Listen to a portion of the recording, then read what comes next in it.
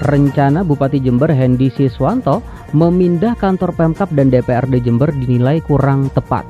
Seharusnya APBD lebih baik difokuskan untuk penanganan COVID dan pengentasan kemiskinan di Jember yang tahun lalu mengalami kenaikan. Juru bicara DPC PDI Perjuangan Jember, Widarto, mengatakan pemindahan pusat pemerintahan pasti akan menyerap anggaran APBD hingga ratusan miliar.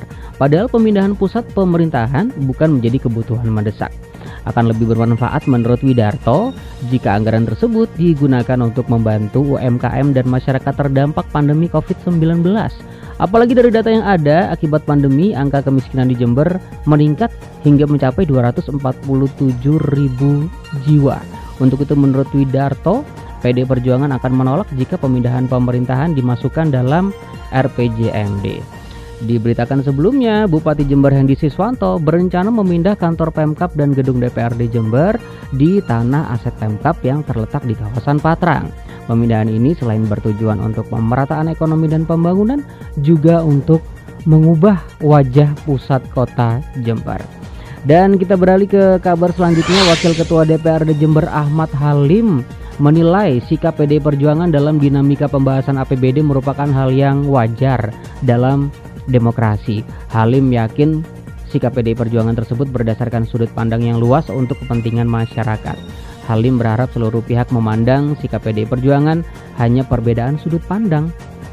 Perbedaan yang terjadi tidak perlu diperuncing, tetapi yang perlu dilakukan adalah mencari persamaan dan berjuang bersama-sama untuk masyarakat Jember.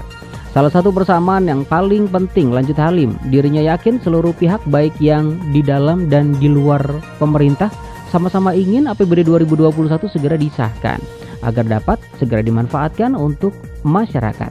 Terkait syarat yang diminta oleh DPC PDI Perjuangan dalam pembahasan APBD, lanjut Halim, pimpinan DPRD sudah mengkomunikasikannya kepada Bupati jika memang terdapat persoalan tentang mekanisme pembahasan APBD seperti yang disampaikan PDI Perjuangan, nantinya akan dikoreksi oleh Gubernur Jawa Timur.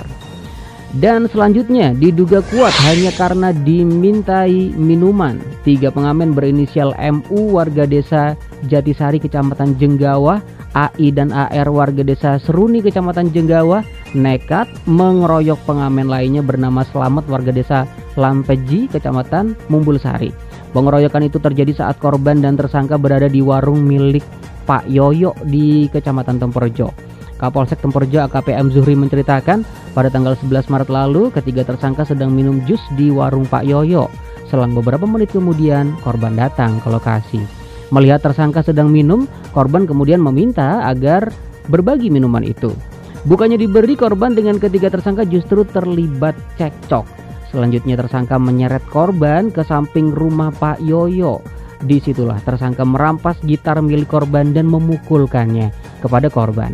Akibat kejadian tersebut, korban mengalami luka di bagian dahi dan memar di bagian bibirnya. Atas kejadian tersebut, korban melapor ke Mapolsek Tempurjo. Lebih lanjut, Zuhri menjelaskan saat ini kondisi korban sudah membaik dan menjalani rawat jalan. Setelah visum terhadap korban keluar, polisi langsung menangkap pelaku dan menetapkannya sebagai tersangka. Akibat perbuatannya, tersangka dijerat pasal 170 ayat 2 KUHP dengan ancaman maksimal 7 tahun penjara. Dan untuk kabar terakhir, diduga kuat mencuri burung berkicau jenis cuca ijo milik Fendi warga desa Cangkring Kecamatan Jenggawa. HA warga desa Kartonegoro Kecamatan Jenggawa ditangkap unit reskrim Polsek Jenggawa. Kapolsek Jenggawa AKP M Ma'ruf menceritakan tanggal 16 Maret lalu pihaknya menerima laporan dari korban yang mengaku burung cuca ijo seharga 3,2 juta di rumahnya hilang dicuri orang. Setelah melakukan olah TKP dibantu korban, akhirnya polisi berhasil menemukan sangkar burung itu di rumah tetangga korban bernama Ahmad. Dari keterangan Ahmad ini akhirnya polisi bisa mengidentifikasi dan menangkap tersangka. Saat diinterogasi, tersangka mengaku sudah menjual burung korban kepada tetangganya seharga 3 juta rupiah. Saat itu juga polisi langsung meluncur mengamankan penadah dan burung cuca ijo milik korban. Lebih lanjut, Ma'ruf menjelaskan dalam melancarkan aksinya tersangka berjalan kaki ke rumah korban pada malam hari, kemudian menyelinap masuk ke rumah korban dan mengambil burung milik korban. Akibat perbuatannya tersangka dijerat pasal 363 KUHP dengan ancaman maksimal di atas 5 tahun penjara.